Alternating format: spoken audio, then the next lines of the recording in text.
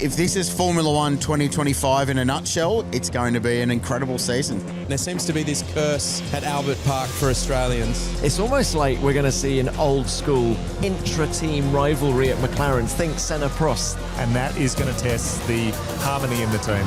Is that the moment that home victory dreams are dashed for Oscar Piastri? I've only got myself to blame, tried to push too much. I had a mouthful of Oscar Piastri burger. Very difficult burger to cook because it just slides off the pan at the wrong moment. Oh dear. Too soon. Norris weathers the storm. The British driver sees the checkered flag first. Lando Norris wins the Australian Grand Prix. Today we were very, very decisive. I want to see the Max Verstappen chasing era. Leave me to it, please. Just don't repeat everything, please. Understood. It felt uncomfortable, didn't it? Listening on team radio, it felt awkward. Oh, big moment into the wall. The television around that was heartbreaking stuff, wasn't it? Like compelling sporting drama. What a start to the season. Welcome everyone to Melbourne for F1 Nation's review of the Australian Grand Prix. I'm Tom Clarkson and we are at the hospitality of McLaren. They dominated this one. We're sat just outside the team that are eating dinner on Sunday night of the Grand Prix. The Oscar Piastri Wagyu burgers are in full flow. And joining us on the show this week are Australia's Channel 10 F1 team, Scott Mackinnon, Richard Craill and Tim McDonald. Guys, it didn't quite work out for Oscar, but, Scotty, let's start with you. Initial thoughts after what I thought was a scintillating Grand Prix. It was a scintillating Grand Prix, but we're hurting here. There's three Aussies sat at this table and we are stinging. We saw Oscar just walk out of the hospitality and I feel for the man. He did such a stellar job throughout the entire weekend. His qualifying hasn't been great and he managed to go 8/100ths behind his teammate. He knew he was going to throw everything at him and I think he was just hungry for the win. He saw the big picture. He wanted the victory, pushed a little bit too hard, ended up on the grass and that's all she wrote. Yes, he managed to get off the grass and get some points. So we like that Aussie fighting spirit, but the feeling I have right now is a little hurt. I'm heartbroken. Heartbroken for Oscar, but McLaren have proved something this weekend, haven't they? They had the fastest car, and had it not been for the weather conditions, TC, they probably would have been 1-2. But take a big picture look at this race weekend. If you put an order form in for a Grand Prix weekend, hot, sunny, perfect conditions in the build-up to the opening race of the season, an amazing qualifying session where we get to see the real performance potential of the Formula One field, and then a ridiculous Grand Prix with changeable weather and strategies and big moments and drama and unpredictability. It's a massive tick to start the season. And if that's F1 2025, hook it into my veins right now because it was fantastic. What a dramatic way to start the season. Richard, you were calling the race for 10 and as those two McLarens ran through the gravel trap, and I think on lap 44, your pants were on fire, I have to say. Well, no more so than the 132,000 people here today at Albert Park, though. It was a big moment, wasn't it? Both of the leading cars. It's worth remembering that Lando Norris won the Grand Prix and had a fairly substantial off at a high-speed corner and got away with it. Oscar was unfortunate, then his off was bigger. He followed his teammate off the road and got caught out on very, very wet, slick grass, and it took him 30 or 40 seconds to grab reverse, back himself out and turn himself around. So that was the difference today, but Norris was in just as much pain as Oscar was for a portion of that race. Tim McDonald, do you think Oscar Piastri could have won that race had it not been for that incident? Thank you for coming to me last, TC. I had a mouthful of Oscar Piastri burger, which I've just digested. Very difficult burger to cook because it just slides off the pan at the wrong moment. Oh dear. Too soon. What was the question, TC? No. Just keep going. Oscar was super impressive up until that last point, and had it been in the dry, I think the main feature of the race would have been a shootout between Lando Norris and Oscar Piastri. The team got on the radio to Oscar and said, we just hold stations whilst we're getting through the pack. Oscar scared, yeah, but I'm faster. And I like that approach heading into a season where he recognises that he and Lando might be fighting for this championship. I was quite surprised that McLaren called team orders through the traffic. I felt they were far enough apart. It was an interesting call at the first race. I know they're protecting the 1-2. It's all about the 1-2 for the team.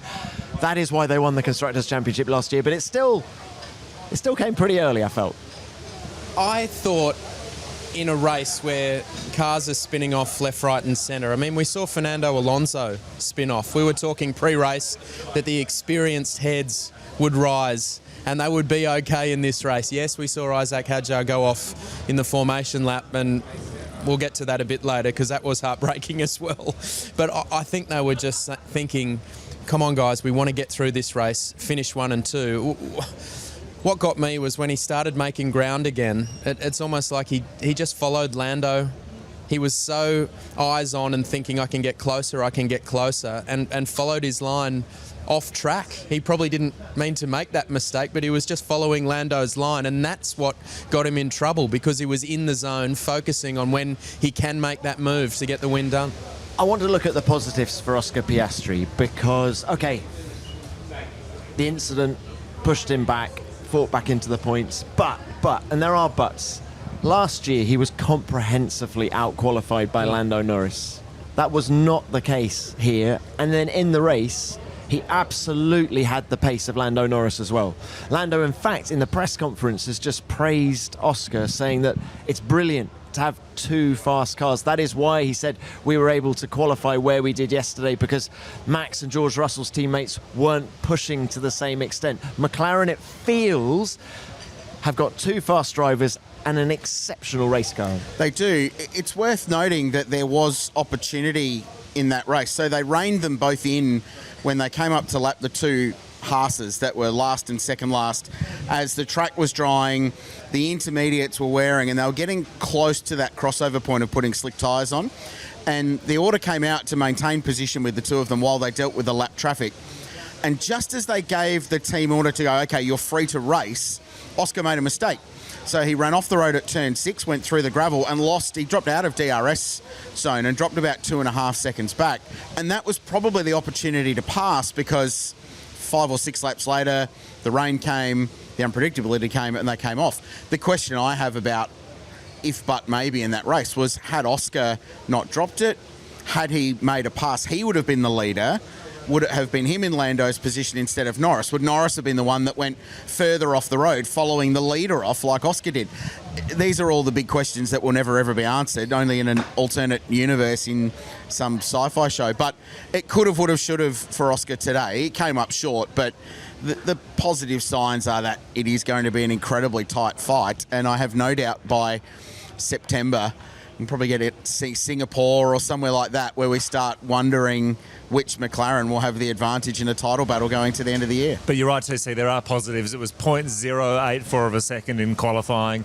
And Oscar, the crowd went wild when he was able to reverse out of the grass at the second to last corner. And those 2 points in the end, getting past Hamilton, those 2 points might be crucial later on in this championship battle. He looked, when he went off at turn 13, it looked over.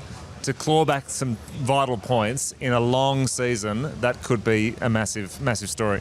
The hit-back factor has to be huge in China, though. It has to be immediate, because you can see that favouritism starting to swing. I mean, these are 2 guys who want this world title. Yes, Lando can say it's great to have 2 fast cars. He can say that because he won the race and feels pretty good about himself. He knows Oscar's got the pace. He needs to stay in front, but Oscar needs to hit back and hit back quickly if it's to be a fight. Well, McLaren are expecting to be very competitive in China next weekend. They were good there last year, and I'm quoting Lando Norris now, with a rubbish car. Now they've got a brilliant car. They're going to be really, really good, of course, in China.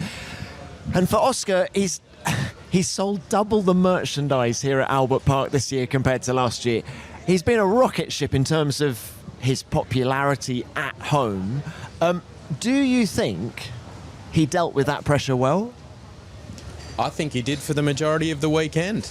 I don't think pressure's an issue for Oscar Piastri.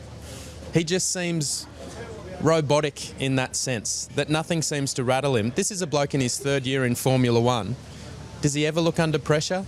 When he wins, when he loses, he doesn't go bonkers on the radio, does he? He's very level-headed the whole way through. Mark Webber, who is just over to our left actually, has a big part to play in that. He's getting a selfie. Why wouldn't he? But yeah, Mark has helped him keep that level head. he's a very controlled young man. He's got the maturity, and I think maybe Lando in his 7th year in Formula One sees that this kid, who's only 3 years in, has that maturity to take it to him. And the more he improves, we've seen this, he worked on qualifying. He wasn't happy with his qualifying performance. If he's only this far behind, he's worked on his race pace, and with that maturity, I think we've got a world title contender. All right, now look, we were always going to start on Oscar Piastri with you guys round the table with me, all right?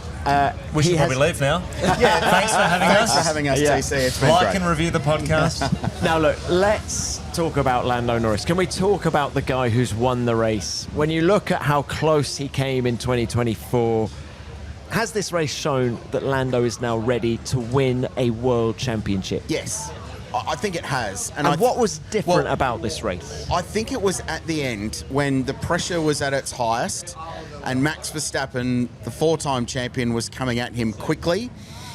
Clearly had a tyre advantage late in the race in the Red Bull, was hauling him in, got to within 6/10, was in DRS, had a really good go at him on the penultimate lap. And I think if there's been a criticism might not be the right word, a commentary on Lando, is that the question mark is he strong enough mentally to deal with that over the journey? And I think he answered that pretty comprehensively today. And all of his radio communications today, compare and contrast to Ferrari, if you will, were cool, calm, collected, like he was down at the bar having a beverage, which I'm sure he will be tonight. It was so controlled at the end, that workmanlike performance that you see from all of the great world champions. So there seems to be no question marks now over his ability to string together a race under serious pressure, whereas moments even last year we saw stressed Lando under some heat. The way he dealt with that was magnificent at the end. And the team. Let's talk about McLaren, the team. They came in for some criticism last year. We'll come on to team orders in a minute, but let's talk about the pit stops. They double-stacked the cars. They were faultless. Strategically, they were faultless. The radio traffic, as Richard has just said, was very calm. Story time is how Lando referred to it just after the race. Story time with Will, his engineer. But he said there was a lot of chat between him and his engineer. It was all calm, collected, constructive. It's like the team has taken a step forward as well. And the discussion on the radio about what tyre to go onto when that Class 3 rain was coming in, I had flashbacks to, and you'll know this, TC, it was Lando, it was in Russia, in Sochi. Russia 2021. When the discussion, Lando didn't take the advice from the team, and that ultimately cost him that race. There was a lot of good discussion back and forth on, we don't want to be on the wrong tyre at the wrong time, we want to wait and see. And I think he works with the team beautifully. The team all weekend have had just a calm, relaxed confidence about them, which probably comes from being last year's Constructors' Champion and bringing the fastest car to Albert Park. But I think they've taken a step forward over the winter. I really sense that in every department. They learned a lot of lessons from last year where they had these opportunities where they were 1 and 2 and stuffed it up. Like Monza comes to mind, where they fought each other and ended up missing out on winning that race. We spoke to Zach Brown at the start of our coverage over the weekend, and he said, yeah, we learnt heaps. We're not used to being in that position, or we weren't last year. Now they're Constructors' Champions. You can see the swagger in Zach Brown.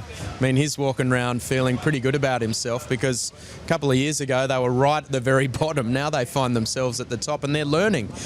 On Lando, he only had his first win last year, and he's getting on a roll with winning races, and that brings confidence, of course, but he's used to doing it now. The team radio thing, Richard, was what really stood out to me. Just the difference. I mean, you've got a guy like Lewis Hamilton who's won more races than anyone else in this caper saying, leave me alone, I know, I'm learning, I know what I'm doing, just leave me alone. And then you've got Lando going, yeah, well, I think maybe this, maybe that. It was just a conversation, and that shows you the confidence that he now has, not just in himself, but in this team. The Ferrari-Hamilton thing is going to be an interesting little experience this year, I feel. But you guys have seen it covering professional sport. TC, you've seen it in Formula One, but it could be the NFL in America, it could be English Premier League, Aussie rules football, NRL that we love here. Winning is a habit, and it's a culture that you can build into a racing team. McLaren have got that now. and that confidence that comes with it. This is why sporting dynasties happen in sport, because there's that little intangible magic that a championship winning team in any code, in any form of sport has. It's what makes them elite and allows them to win. Could be premierships in a row, it could be championship titles in a row, it could be Formula One races in a row, and it feels like McLaren have built to that point with Zach, with Andrea Stella, and with these two drivers. So feels pretty special, and they've got the fastest car. That said, what'll test all of that is when it's Lando and Oscar 1 and 2 100%. towards the pointy end of the race. We didn't get to see that today, but at some point this year, we're going to see that, and that is going to test the harmony in the team. Tim, we're going to see it next weekend in China. I've done a vox pop of people in the paddock in other teams, and it is a unanimous vote that McLaren are way faster than anybody else at this moment. So it's almost like we're going to see an old school intra-team rivalry at McLaren. Think Senna Prost, think Hamilton. Rosberg Hamilton. Mackinnon. Yeah. Exactly. Hey, unless it's snowing in China, so who knows? Because we had, 34 degrees yesterday. We're sitting here freezing. Absolutely freezing. Feels like 10 degrees is what I saw on my phone. We're currently wearing tyre blankets. That's how cold it is at the moment. We need to warm up.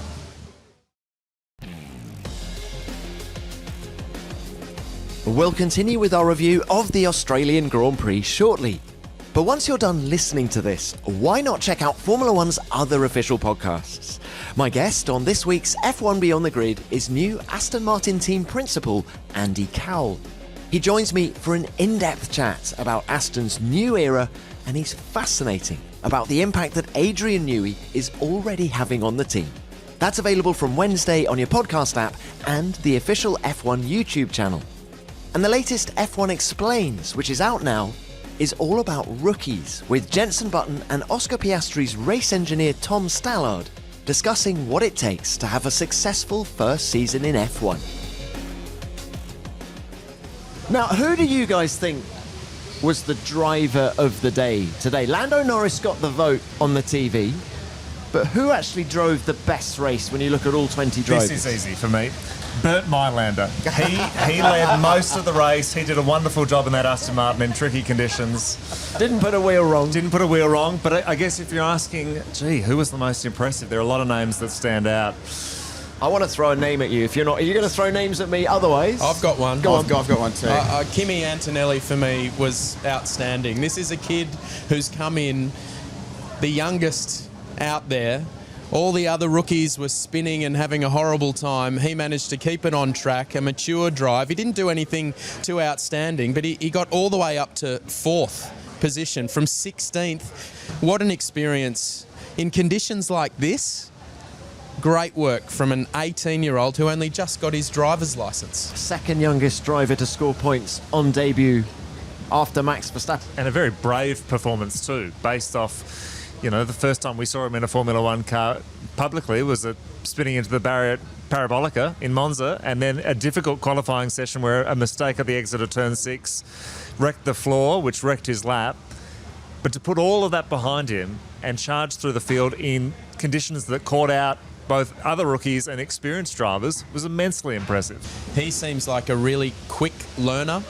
He seems to make mistakes, which you're going to as a rookie, but then to get through the treacherous conditions that we had out there today and finish across the line in 4th, outstanding. And I think Toto would be very happy man tonight. He wants Kimi to be the next Max Verstappen, yeah, doesn't he? And, no pressure there, no pressure whatsoever. But I think it's a great start. I mean, how did Max finish in his first race in Formula One? This is digging through the archives. He retired here in Melbourne. Well, there you go. So he's already doing better than Max Verstappen. Very good points well made about Kimi Antonelli. Not quite sure where we go with the other rookies, because it hasn't been great for the others. I mean, Isack, Hadjar, Scotty, back to you. You wanted to talk about Isack. Oh, I just felt for Isack on the formation lap, and he bins it. And he had such a good Saturday. And you could see how distraught he was. He had his head in his hands for a good 5 minutes out of the car. I left our studio and he was on the back of a bike. I've never seen someone slumped so upset on the back of a bike, and it was Lewis Hamilton's dad who came out and consoled him and said, "It's okay, mate." Like, he was absolutely devastated, but what a learning weekend from him. We were singing his praises yesterday, and then he didn't even get to the start of the race. I would say, though, Scotty, that, and I agree, like, the television around that was heartbreaking stuff, wasn't it? Like, compelling sporting drama, but the next two drivers that crashed, Carlos Sainz, who's got 200-something Grand Prix, and Fernando Alonso with 402 Formula One starts. So he's in pretty elite company in dropping it in really dicey conditions today at Albert Park. I guess he was the first, so he felt the worst, and he didn't even make it to the start. Because it was I think that's the crucial point. Yeah, we were on that. the turn 2 of the formation lap. Yeah. It was really tough for him, but he is a really quick racing driver. He qualified 11th on debut. I think he will bounce back. And of course, you talk about Anthony Hamilton comforting him. Stefano Domenicali, the boss of Formula One, also went into his driver room early in the race to console him. So he's in good company, he's getting good advice, and he will bounce back. And thank goodness for him, he's only got to wait 7 days. Next rookie, Gabriel Bortoleto. I was hugely impressed by what he did in qualifying. He was outstanding, but to that point, Sauber were surprisingly effective this weekend, and it's a good rookie crop. I mean, they had mixed weekends, but they're going to have mixed weekends. They're rookies. They're brand new to the sport. It will take time, but the rookie crop that had Lando Norris in it, they all had ups and downs as well. But the sign is that, and F1 in the past perhaps has been guilty of some of the drivers, the young drivers coming in for various reasons may not be the most credentialed to be there. We've got the reigning F2 champion, the runner-up in F2 last year. It feels like we've got outrageously talented, genuine guys that deserve a place on the grid and have shown enough this weekend that they've earned their place there and that they should be there. Bortoleto is very calm and composed. That was something that struck me in qualifying. He's in a team that next year becomes Audi, that will have Works backing, and we spoke to Matteo Bonotto on our broadcast earlier in the weekend, and he said, look, it's going to take time for us to be competitive. They're aiming at 2030, but right place, right time. He comes into a wannabe factory team that will be next year. He could be in a really good position to build his career with that squad. Couple of learning years as a rookie now with Sauber without any real pressure. They become Audi next year, and he could be in a great environment to have a proper go at this career. Speaking of development, we are currently sitting in a wind tunnel. Yes. It is blowing an absolute gale out here, TC. Well, we're waiting for the next rain to come in here in Melbourne, aren't we? But what about Jack Doohan? Go. Oh, ouch. Ouch is all I can say. I mean, the poor guy, he was competitive at the start of the weekend. He wasn't, well, he finished ahead of Gasly in one of the practice sessions, so that's a good sign. And then Lewis Hamilton, that rookie had a spin, I mean, right in front of him. What was he thinking? So, unfortunately, that compromised his qualifying time. And look, I think all the pressure that's been mounted on him is just so unfair. I think he wore that today, tried a bit too hard, got on the paint, and that's all she wrote. And you could see the look in his eyes afterwards. I mean, could that be his last Australian Formula One Grand Prix? Potentially, with the pressure that's mounting, with Franco Colapinto there. And every session having Franco in there, yes, I know it's the reserve driver's job, but he's there with the headphones on, the headsets on, just looking over at him. Imagine that shadow cast down on you when you're under that pressure. All of that is true, but this is Formula One, and Jack actually made the point on Thursday. He said, I was that guy last year. I was Franco Colapinto going, hey, I want to be in that race car. I guess the difference is Flavio Briatore has made it pretty clear that he'll start the first one, and the only other thing certain to that is death. I mean, that's kind of where it's gone. Yeah. If things aren't going well, if he's not performing, then you've got this guy and you've signed a South American sponsor. I mean, it's a bit different than Jack standing over there looking down saying, I want to be here, with two guys who have won races. I'm talking about Ocon and Pierre Gasly. So this is the difference. And look, he had to perform, and unfortunately, I mean, it's a nightmare. Every driver that I saw out there and spoke to on the parade said, gee, I feel for the rookies today. Yeah, tough. This is, what a way to start the season. Tough race to make your debut in Formula One. intermediate tyres, it's wet, dry, it gets dry, it then gets incredibly wet briefly, and then it dries and it's bright sunshine at the end. I mean, that is as intense as a Grand Prix is going to get for those guys. So a nice dry Shanghai in 7 days' time will be a much, much better experience and guide to where all 4 or 5 of these rookies sit. And hasn't it changed? You think back to when Lewis Hamilton made that sensational debut here at Albert Park back in 2007, finished on the podium, overtook Fernando Alonso at turn 1. Let's not forget that he'd done, I think, 9,000 kilometres of testing over the winter. These guys have done a day and a half. Today's rookies in Bahrain. So it's an upward task, as we've And I just also touched can't on. help but feel like the home race is not an advantage necessarily for someone like Doohan, when there's a lot of pressure, a lot of focus on in terms of media commitments, sponsor commitments. To be honest, I reckon there would be a relief that Australia is over and that he now goes to China. A lot less pressure, a clean slate, clean start, and he can just get back to doing what he knows he needs to do. Well, another one of the rookies that wants to have a clean start, turn the page in China, is Ollie Behrman. Which is so interesting because coming into this, and we spoke about this on our coverage, he looked one of the more impressive rookies. You talk about his last-minute call-up in Jeddah, finished P7, the youngest ever driver to race for Ferrari, scoring points on debut. He then backed up twice more for Haas, and he comes into a weekend where he crashes in FP1. He misses all of FP2. As a result of that, he then crashes again in FP3. There's nowhere really in the race. I think he did 15 laps prior to the race for the weekend in total. And he goes away going, well, I had a lot of confidence coming in and now I'm scratching my head and I don't understand it. The way I see this is that those opportunities he got were at the last minute and, there's nothing to lose. Now it's real. So the pressure really mounts. That's the only difference that I can see, especially that Ferrari drive. It's like, oh, what? I'm driving a Ferrari. Okay, I'll just give this a crack. Now it's for real. But compounded this weekend by being in the slowest car on the grid. I think we all agree that the Haas was 10th of the 10 teams, given the surprise that Sauber especially turned out to be, but also a team that did 0 low fuel running in testing. So his first opportunity to feel the car was after he'd crashed it and it had just been thrown back together and then it had a gearbox issue and all sorts of dramas. It wasn't the ideal preparation for Ollie Behrman.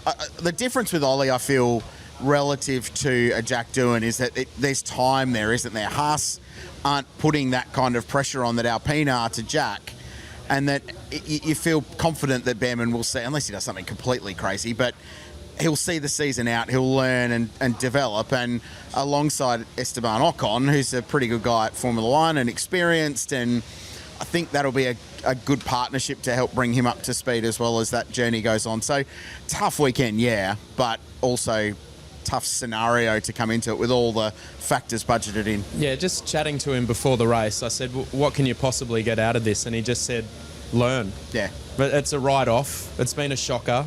Put that behind me, but I'm just going to go out there in the wet and learn, because these guys don't get that opportunity in the wet too often, so why not? He wasn't the only guy to have a tough... It's not a debut. We can't call Liam Lawson a rookie because he came into this race with 11 Grand Prix under his belt. But this was a tough one for Liam Lawson. What's he thinking Sunday night, do you think? I'm thinking, and knowing Liam a little bit, and was fortunate enough to work with him in his junior career. He left New Zealand and came to Australia for a season before he went to Europe. Liam is incredibly focused, incredibly direct, and also, I feel, incredibly honest in his own self-appraisal. So I think too Liam, honest, I think, sometimes. I think Liam will sit back and go, did I perform as well as I should have? No.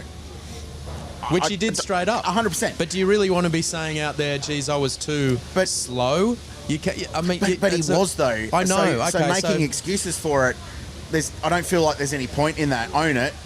Know that it's something to build on. And get on. The challenge for mine is it second car rider at Red Bull? And we're not going to know that until we're 10 Grand Prix into the season, right? And if Liam, who is, we know, an unbelievably good racing car driver and should be capable of being on the Formula One grid and arguably deserves to be there based on his career.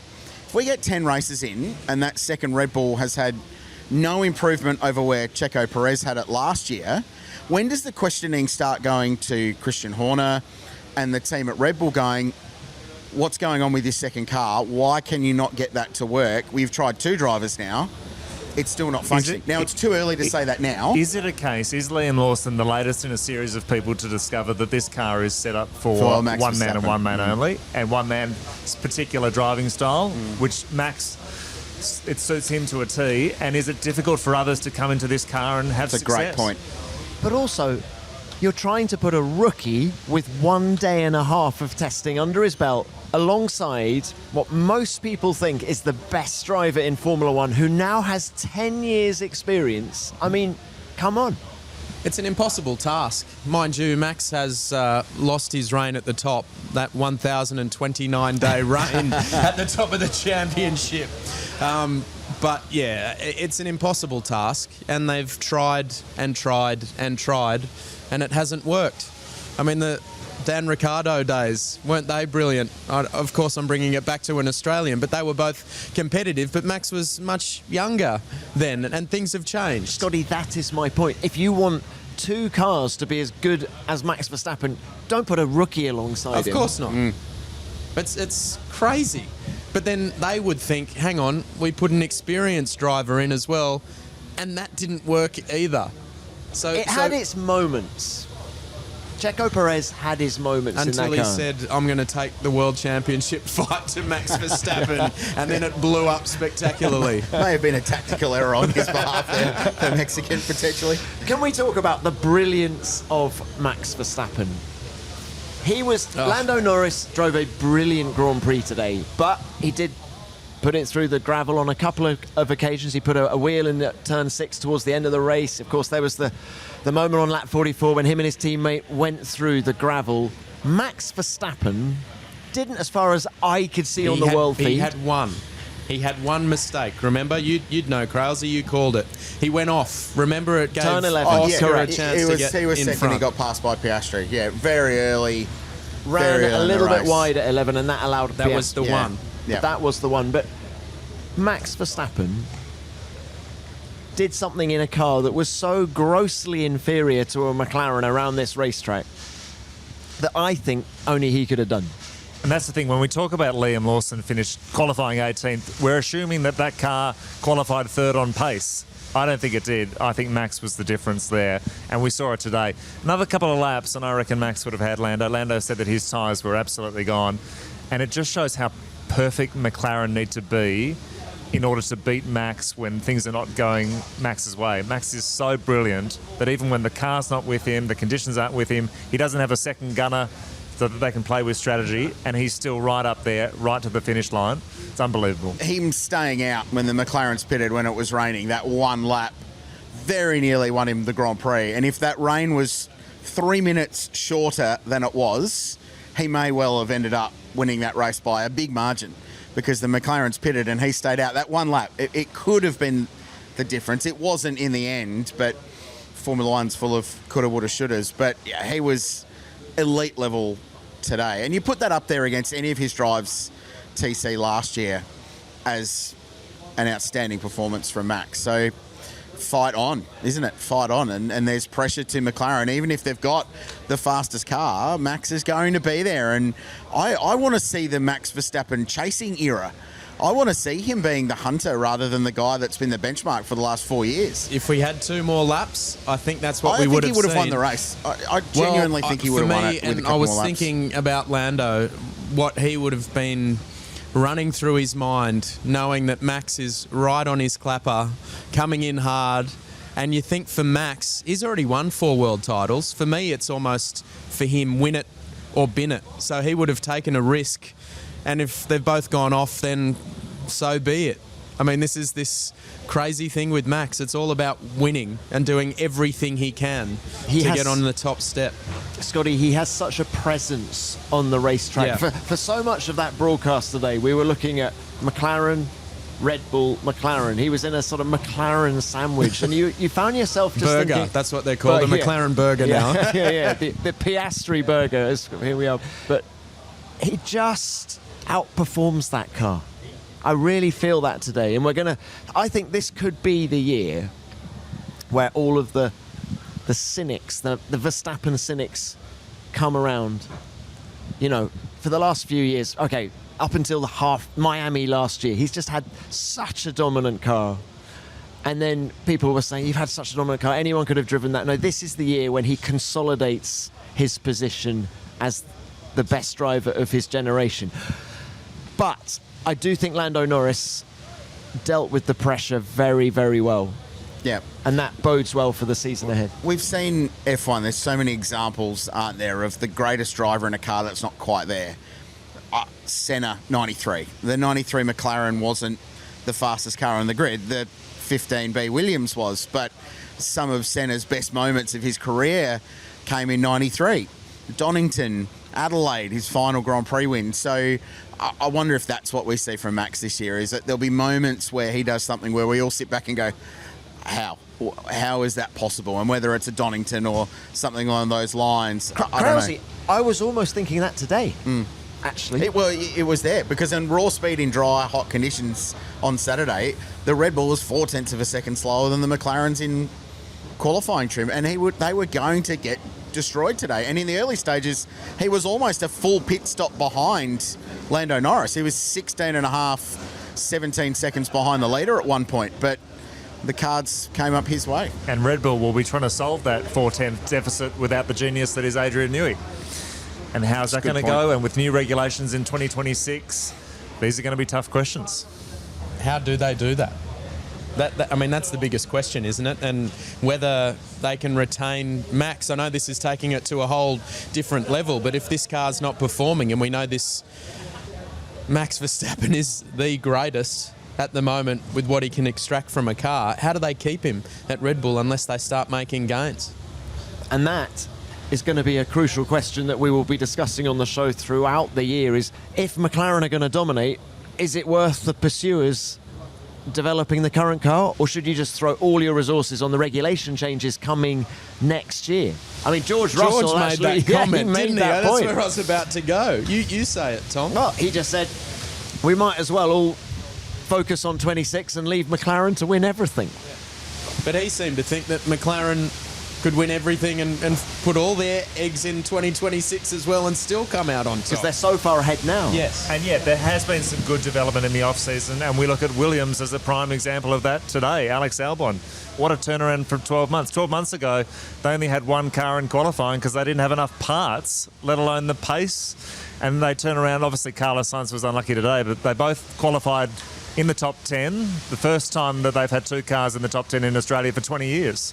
So they've come along in leaps and bounds. I mean, I think the point is a 0.4 deficit can be caught in the space of a season. We actually saw McLaren do that. This time last year, they were nowhere and they had the fastest car at the end of the season. But it's whether the teams have the willingness to do it, knowing what's coming next year.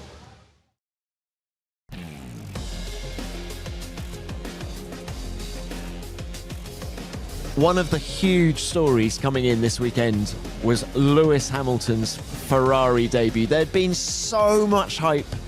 I mean, only the Thursday before he came out here, the whole of Milan ground to a halt as him and Charles Leclerc drove through the centre of the city.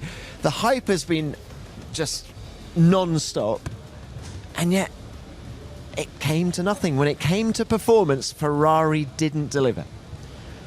No. They didn't. Full stop. Good chat. All right, everybody. Thanks for joining us. Glad we could have this conversation. No, look, they didn't. They didn't have qualifying pace, which was probably the biggest surprise out of anything coming into race day today. But they rolled the dice briefly, elected to stay out on a slick tyre when it rained at the end. Hamilton crossed the line in front once, so he's technically led his first race with Ferrari. They pitted too late. They ended up 9th and 10th and worked their way forward a little bit as they got past Pierre Gasly at the end. They underperformed today. There's not many other ways you can talk about it. They've got some work to do. There was a lot of discussion point over the weekend that we were talking about on air on our broadcast that Ferrari said they'd focused on a car in the wet weather. And maybe they'd sacrificed a little bit of that in qualifying. Well, if they did that, they did a particularly good job of making it a good wet weather car because they weren't very good in the wet weather either. So, but we saw Leclerc was feisty. He had a spin that cost him a little bit of track position.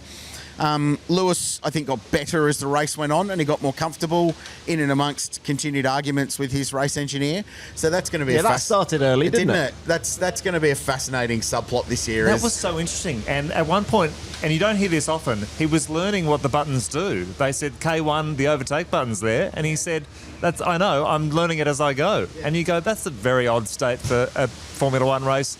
And the relationship with his engineer, in terms of how much information he gets from the engineer, that felt like something that hadn't been worked out prior, and that we were discovering that as we went, which is a very unusual scenario when you are considering that Lewis wants to win an 8th title here at Ferrari. It felt uncomfortable, didn't it? Listening on team radio, it felt awkward. He was kind of speaking politely until he thought he had the opportunity to potentially stay out and win the Grand Prix. But do you think if he stayed out on slicks and weathered the storm, he could have... imagine the story.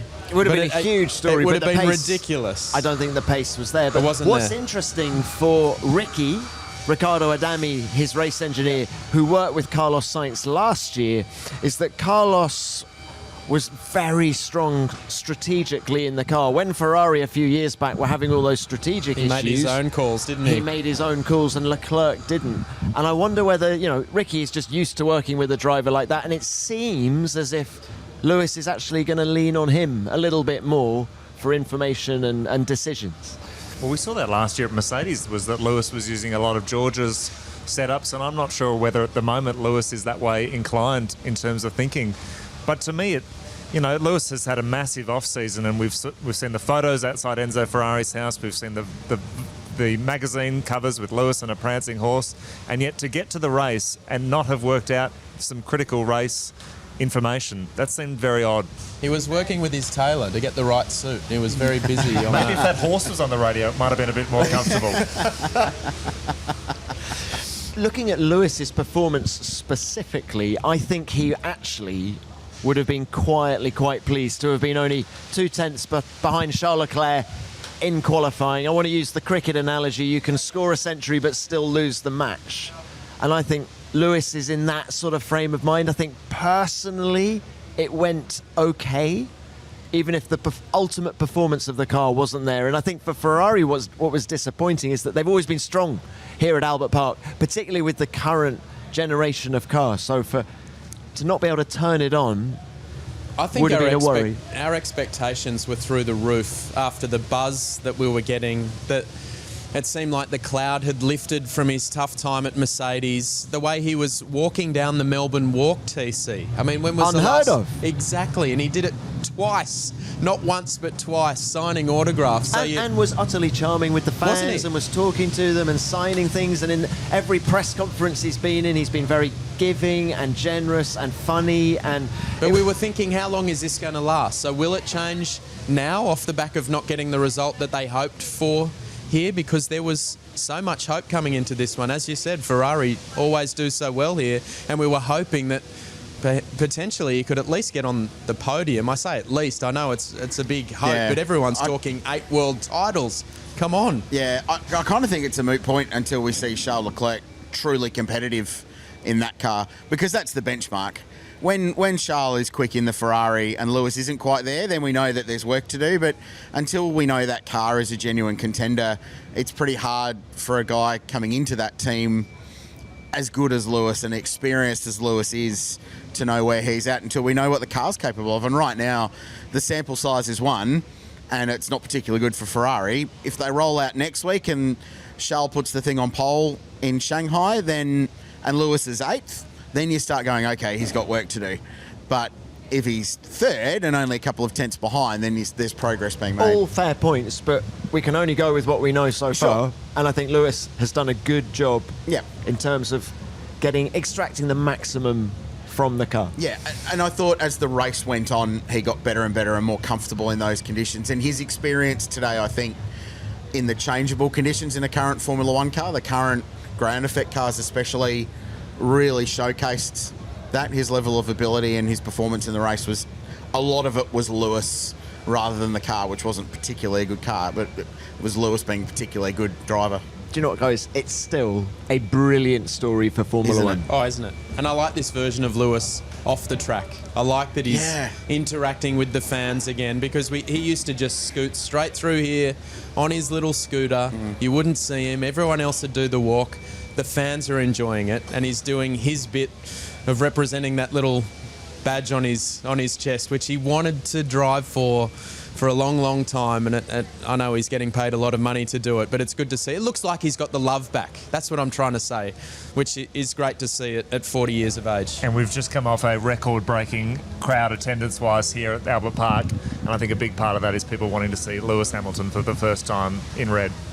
Let's move this on to the guy that Hamilton replaced at Ferrari, who's now at Williams. You've got the Carlos Sainz and Alex Albon needle at Williams. And I mean, actually, what a huge statement from Alex Albon. Yeah, I was going down that road, that all the story was around Carlos, but it was Albon, the seasoned Williams performer that performed today. He was outstanding.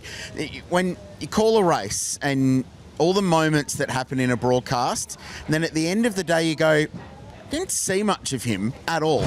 The only time we really saw Alex Albon in the broadcast when he was battling with Lewis Hamilton early, and obviously captivating story. We're going to follow Lewis, so we were on the onboard, yellow helmet, red Ferrari, chasing the Williams. That was all we saw of Albon. We didn't see him fire off the road. We didn't see him have any dramas.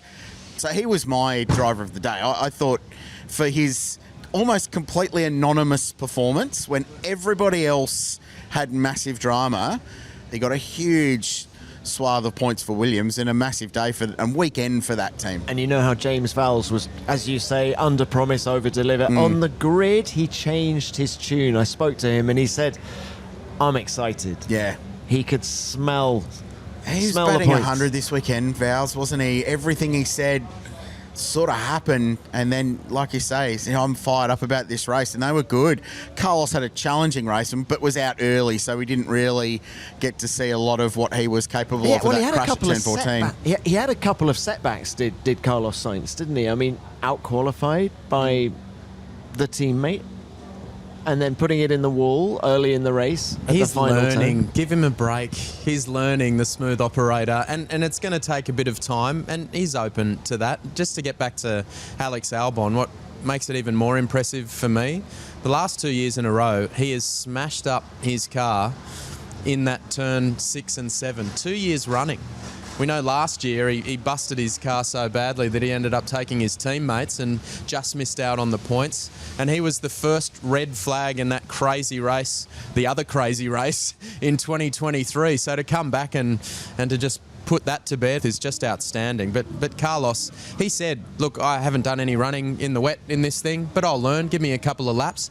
I did hear somewhere that he got a power surge or something happened. Yeah, a torque surge coming out of turn 13 was what he said. Whether that was right foot related, organic torque surge, or an actual error, we might never know. I think this is the year we see the real Alex Albon. So when was the last time he had a genuine, outright race-winning contending teammate? To learn from, to look at the data. But to compare himself against. So Max, back in the day. Exactly. Yeah. And it didn't work particularly well, but he's a different driver now. He's got a guy who's won here 12 months ago. What a benchmark. So all of a sudden now, we're going to see the best of Alex Albon. I think this is the year that the making of Alex Albon in that Williams team, because he's finally got a teammate that is a match to him, and today he beat him. As a character, I mean, he just seems so relaxed. How does he turn it on? People in the team have been telling me that there's a steeliness right to him this year that hasn't been there before. It's as if he knows this is the year to actually make the statement, because what has he done? He's beaten Logan Sargent. He's beaten all these rookies. Latifi was another one, wasn't it? This is the first, as you guys say, proper teammate he's had, and he can make a real statement to the rest of the Formula One paddock. But speaking to a few people I know at Ferrari, they say that one of the reasons this Williams will be so good is because Carlos is adding to it. And they say from his time at Ferrari, he worked so well with the engineers. His feedback was always instructive, and they're not surprised to see Williams up the front end now that Carlos is in there providing that feedback. He'll be a big part of why they've turned it around. And Tim, do you know, James Vowles did actually say after the race that he wasn't worried about the weekend that Carlos had. And actually, during all that early chaos in the race, it was like they had another strategist in the team, just helping them navigate what to do, and that's on top of the strategists they had here at the racetrack and back at Grove in the UK. So he's making a mark, even if he's not getting the result perhaps that he wanted in his first race. And we've seen what a difference having a driver with a strategic mindset happens in the car. We see it with Fernando at Aston Martin, we see it with Max, we see it with George. So having two drivers now with that mindset at Williams, that's going to help spur the team on even more. Every team Carlos has joined ends up better when he leaves, and he's driven for half the teams on this grid, so that can tell you something about Carlos Sainz. Could he join this podcast now? Because lift it. So we've discussed the biggest talking points. In terms of the pecking order, we didn't know much after Bahrain testing because the weather was bad and people were keeping their powder dry and not wanting to reveal what was going on. The only thing we did know actually after Bahrain was that McLaren's long run pace was good, but other than that, we didn't really know much. I think we know now that McLaren is the fastest car. What do we think of the pecking order behind them? Well, this will be a spoiler alert if you're waiting for season 8 of Drive to Survive, but we will go through the pecking order. And bearing in mind, Melbourne is a very unique track, and that's what a lot of teams are saying, is that this might not necessarily be a huge learning moment, but it does seem like Mercedes, particularly with George and Kimi, they appear to, at the moment, have the second fastest car on pace. Would we agree with that? Yep. The only reason they're not leading the Constructors' World Championship is because Oscar fought his way to grab 2 World Championship points at the end. So McLaren 27, Mercedes 25, they could have been tied up, but Oscar little salvage mission there means McLaren leads. So huge performance, I thought. George Russell was elite level this weekend.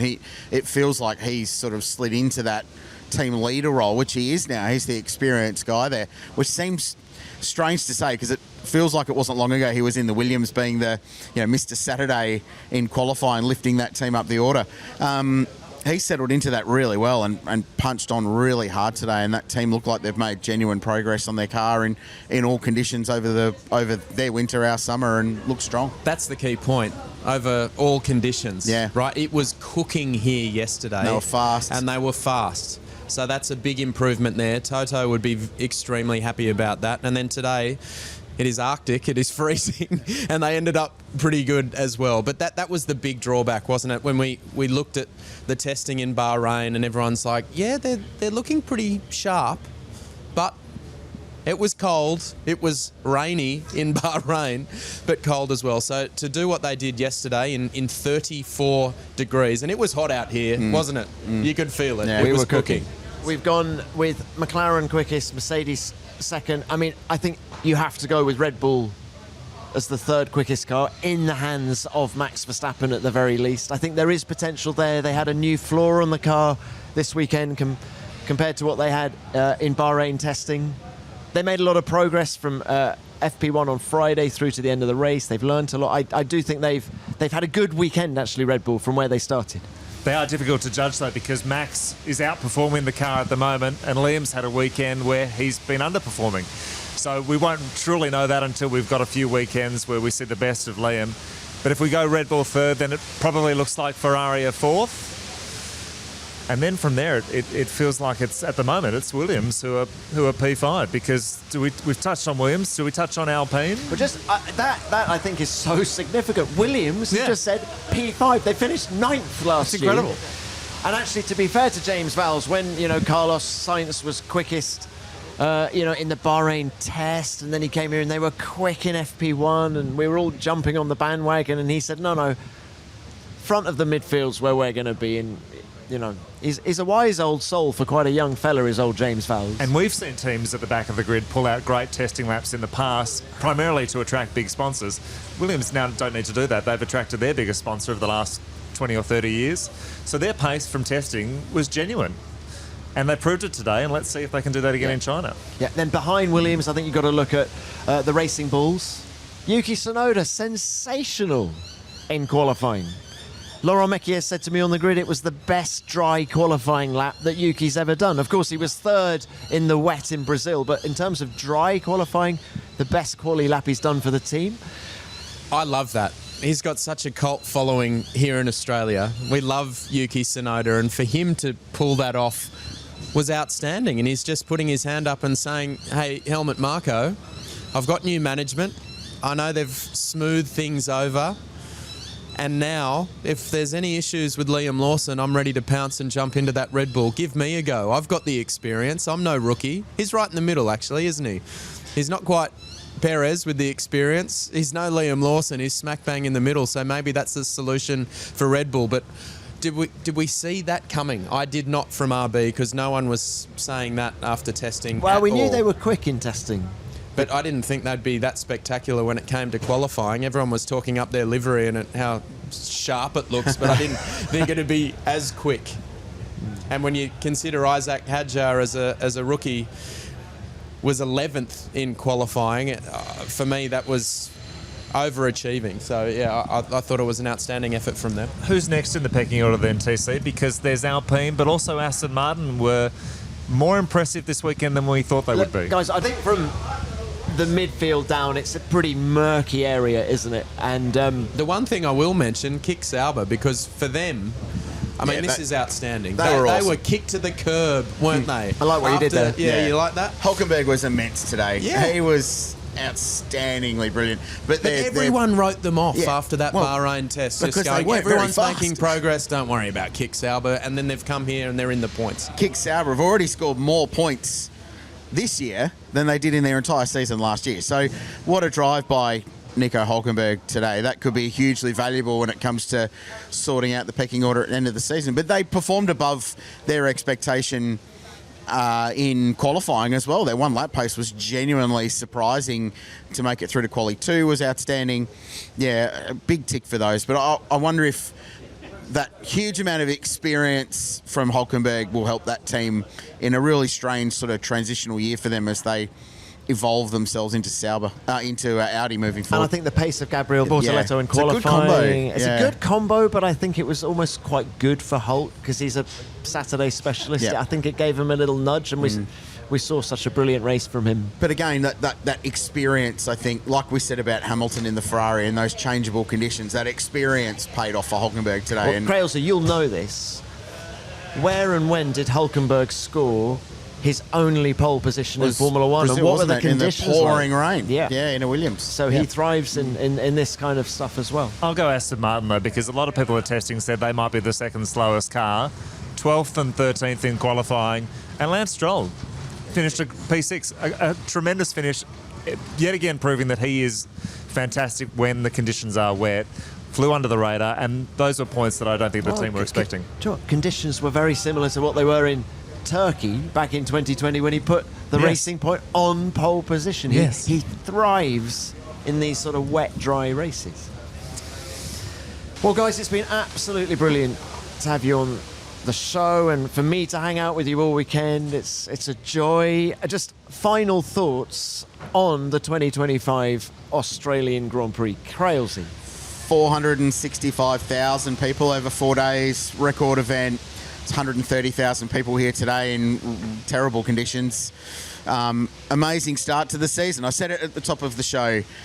If this is Formula One 2025 in a nutshell, if this is how the season plays out in terms of storylines, in terms of drama, in terms of interactions, everything around it, it's going to be an incredible season. So I think it could not have started better as a show than it did this weekend. Epic race, heartbroken for Oscar. Let's end as we started. I have to. I mean, he's our Aussie. We thought he could get on the podium. There seems to be this curse at Albert Park for Australians ever since Damon Hill, who was on our coverage as well, won in 1996. We just haven't seen an Aussie on the podium here at Albert Park. Damon's not an Aussie. Hey? Damon's not an Aussie. No, I'm not saying Damon. I'm saying from where...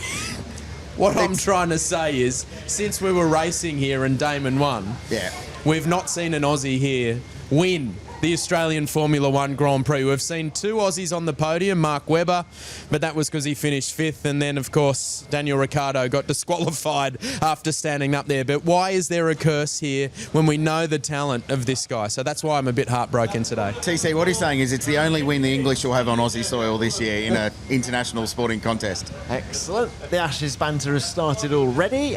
And TC, when we meet next year, we'll be discussing Audi as a fully fledged works entry and the 11th team in Formula One, Cadillac, and a whole brand new set of regulations in 2026. We can't wait.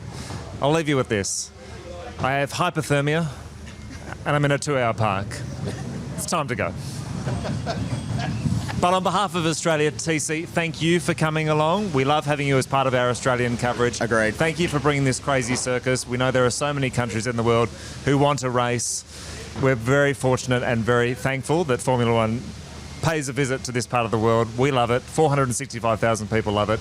Come back next year. It's a great way to kick off the season, isn't it? When you have all of those people. There was a real buzz, wasn't there? The vibe that this place gives off is next level. And because of that Melbourne walk, I mean, some drivers enjoy it, some don't. We love it though, and the fans keep coming back for more. I love it at 7 a.m. when the gates open here. The fans are literally running flat out to get to the Melbourne Walk to get the best They plate. want pole position on that Melbourne Walk to worship their heroes. Speaking of 7 a.m, it's about that time.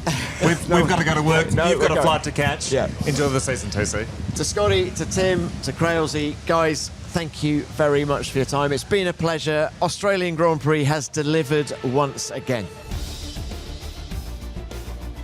And for more reaction and analysis from the Australian Grand Prix, go to Formula1.com, and in selected countries, you can watch the highlights on F1 TV. And thanks to everyone who's joined our F1 Fantasy League. More than 100,000 teams already. Search for the F1 Nation World Championship 2025 if you want to play against us and other listeners. We'll be back later this week with our preview of the Chinese Grand Prix right here on F1 Nation. But for now, thanks very much for listening. F1 Nation is produced by Formula One and Audio Boom Studios.